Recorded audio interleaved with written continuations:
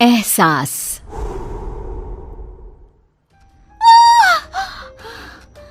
फिर एक सपना, उसके पूरे होने का डर क्यों? ये सब क्यों हो रहा है मेरे साथ? क्यों? प्रीति और उसके सपने, अनकहे अनजाने, कुछ राज समेटे हुए। ये कहानी शुरू होती है बंगाल के एक छोटे से शहर वीरानगंज से, जहाँ प्रीति अपने परिवार के साथ रहती थी। उसे बचपन से ही अजीबोगरीब एहसास हुआ करते थे, जिसके होने की वजह से वो आज तक अनजान थी।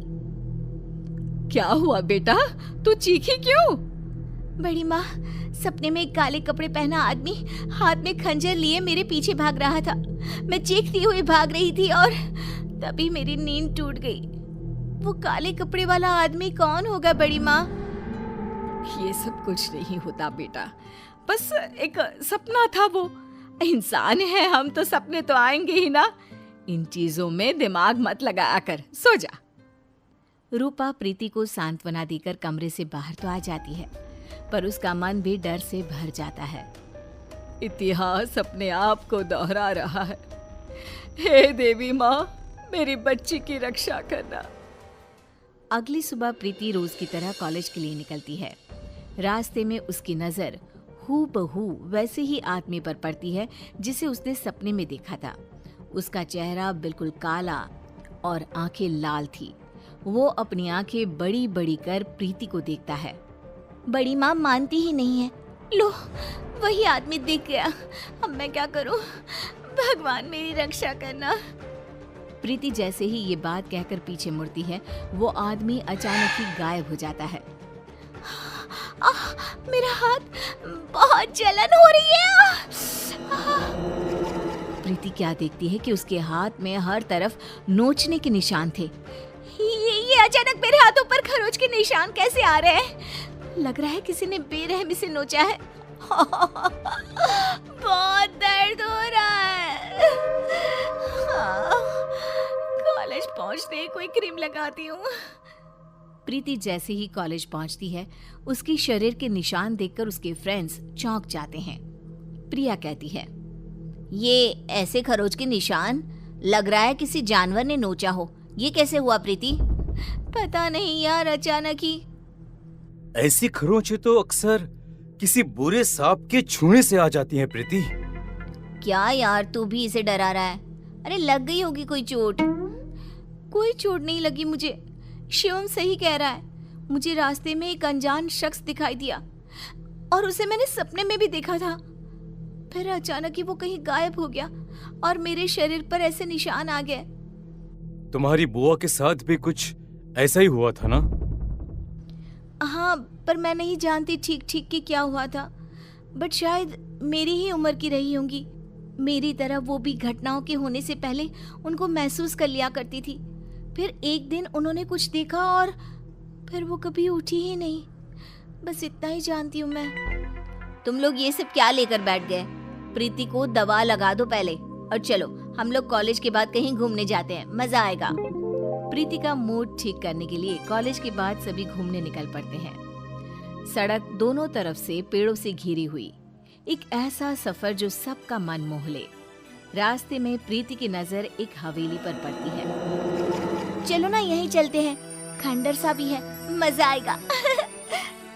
पुरानी चीजें देखी नहीं कि प्रीति का मूड चंगा हो ही जाता है। अच्छा है, चलो वहीं चलते हैं। तीनों गाड़ी से उतरकर उस हवेली में जाते हैं। 1912। 1912? ये क्या है? पता नहीं, दिमाग में ये नंबर आया। छोड़ो, मैं तो कुछ भी कहते रहती हूँ। अंदर चले। तीनों उस पुरानी हवेली के अंदर जाते हैं। प्रीति जैसे ही हवेली की दहलीज पर कदम रखती है, अचानक आंधी तूफान सा माहौल हो जाता है और तेज ठंडी हवा बहने लगती है। प्रीति के शरीर के खरोच के निशान वापस से हरे हो जाते हैं। ये निशान बहुत जल रहे हैं। मौसम के बदलते हुए रुख को देखकर सभी फौरन अंदर हवेली में चले जाते हैं। अंदर तीनों इधर उधर घूमने लग जाते हैं। तभी प्रिया के हाथ एक नेम प्लेट लगती है जिस पर 1912 ही लिखा हुआ था। प्रीति देख, इस नेम प्लेट पर क्या लिखा हुआ है? कर्णिका पैलेस 1912। तेरी बुआ का नाम भी तो कर्णिका ही था ना? हाँ, मतलब कि ये घर मेरा भी है, पर सबने आज तक ये छुपाया क्यों? तभी प्रीति ऊपर देखती है जहां उसे गैलरी में वही काला साया दिखाई देता है जो प्रीति को देखकर मुस्कुराता है। देखो फ्रेंड्स, वही काला साया है ऊपर। सभी ऊपर जाते हैं पर ऊपर कोई नहीं होता। कहाँ गया? अभी तो यही था।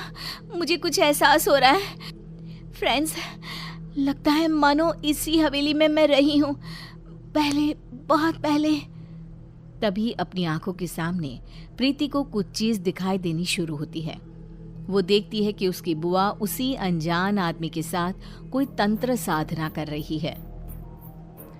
तुमने जो कहा मैंने किया ना, अब तो मुझे जाने दो ना। नहीं कर्णिका, अब तुम पूरी तरह से मेरी हो।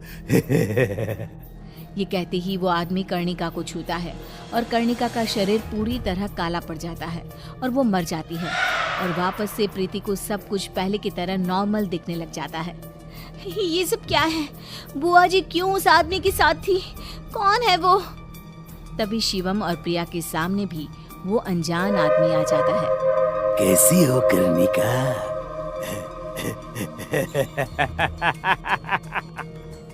प्रीति के रूप में फिर से पैदा हुई तुम, पर देखो देखो किस्मत वापस मेरे ही पास आ गई ना। मैं कर्णिका? तुम्हारी बुआ कर्णिका, उसे काले जादू से ताकतें हासिल करनी थी और उसी काले जादू ने मुझे जन्म दिया। उसकी ताकत की लालच उसे ही खा गई और वो दोबारा तुम्हारे रूप में पैदा हुई। इसलिए तुम में बहुत सी शक्तियां हैं, पर अब तुम्हारे जाने का समय हो गया है प्रीति। वो कर्णिका थी, मैं प्रीति हूँ। मुझे किसी भी ताकत की कोई लालच नहीं है। यू कांट डिस्ट्रॉय मी। वो काला साया प्रीति के पीछे भागता है, बिल्कुल उसी तरह जैसा उसने सपने में देखा था। प्रीति भागती हुई ऊपर कमरे में खुद को बंद कर लेती है। आज मेरा सपना ही मुझे बचाएगा। प्रीति अपने सपने को याद करती हुई कमरे के एक कोने में पड़े एक मटके को निकालकर जमीन पर छोड़ देती है और साया गायब हो जाता है।